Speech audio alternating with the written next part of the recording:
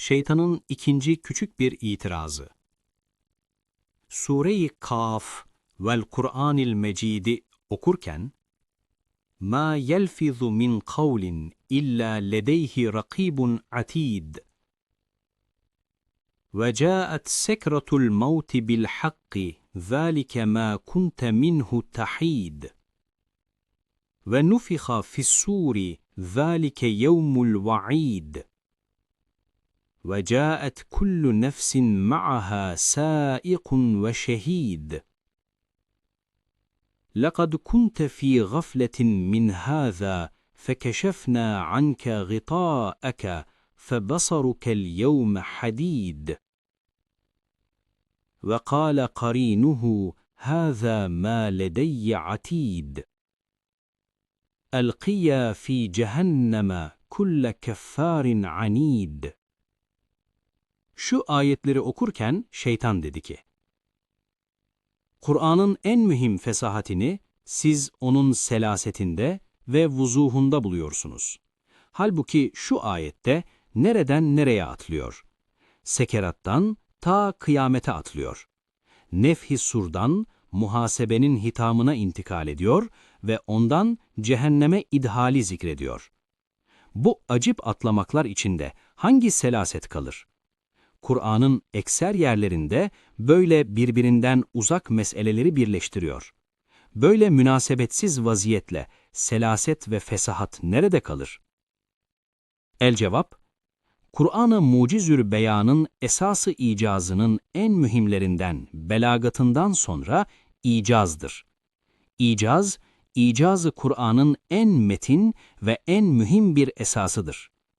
Kur'an-ı Hakîm'de şu mucizane icaz o kadar çoktur ki ve o kadar güzeldir ki ehli tetkik karşısında heyrettedirler. Mesela, وَقِيلَ يَا أَرْضُ ابْلَعِي مَاءَكِ وَيَا سَمَاءُ اقْلِعِي وَغِيضَ الْمَاءُ وَقُضِيَ الْأَمْرُ وَاسْتَوَتْ عَلَى الْجُودِيِّ وَقِيلَ بُعْدًا لِلْقَوْمِ الظَّالِمِينَ. Kısa birkaç cümleyle tufan hadise-i azimesini netaiciyle öyle icazkârane ve mucizane beyan ediyor ki, çok ehli belagatı belagatına secde ettirmiş.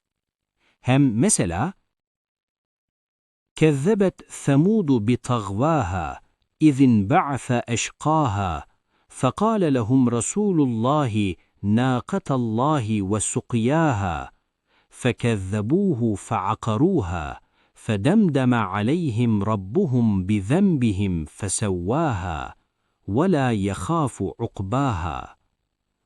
İşte kavmi Semud'un acip ve mühim hadisatını ve netaicini ve sui akıbetlerini böyle kısa birkaç cümleyle, icaz içinde bir icazla, selasetli ve vuzuhlu ve fehmi ihlal etmez bir tarzda beyan ediyor.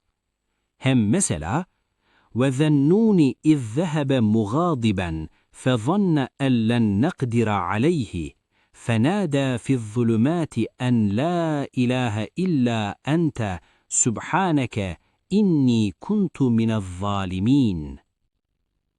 İşte اَنْ لَنْ نَقْدِرَ عَلَيْهِ cümlesinden فَنَادَى فِي الظُّلُمَاتِ cümlesine kadar çok cümleler matvidir. O mezkur olmayan cümleler fehmi ihlal etmiyor, selasetine zarar vermiyor.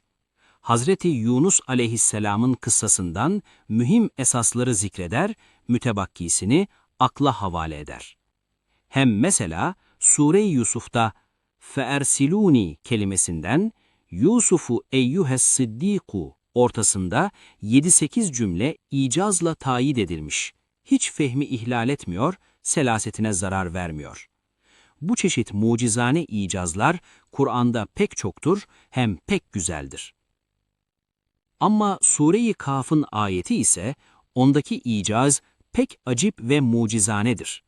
Çünkü kâfirlerin pek müdhiş ve çok uzun ve bir günü 50.000 sene olan istikbaline ve o istikbalin dehşetli inkılaplarında kâfirin başına gelecek elim ve mühim hadisatlara birer birer parmak basıyor, şimşek gibi fikri onlar üstünde gezdiriyor.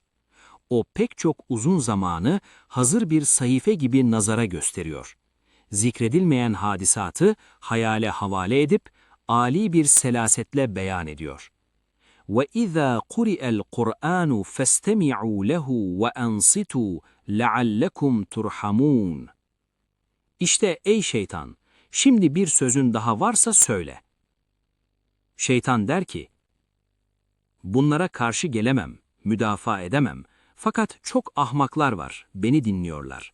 Ve insan suretinde çok şeytanlar var, bana yardım ediyorlar. Ve filozoflardan çok firavunlar var, enaniyetlerini okşayan meseleleri benden ders alıyorlar. Bunun gibi sözlerinin neşrine sed çekerler. Bunun için sana teslimi silah etmem.''